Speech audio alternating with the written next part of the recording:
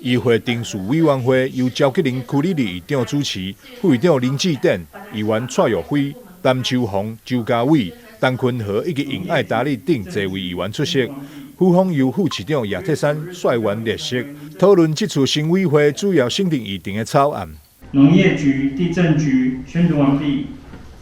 好，那针对议事程表的草案，我们就变更通过，然后再提送大会。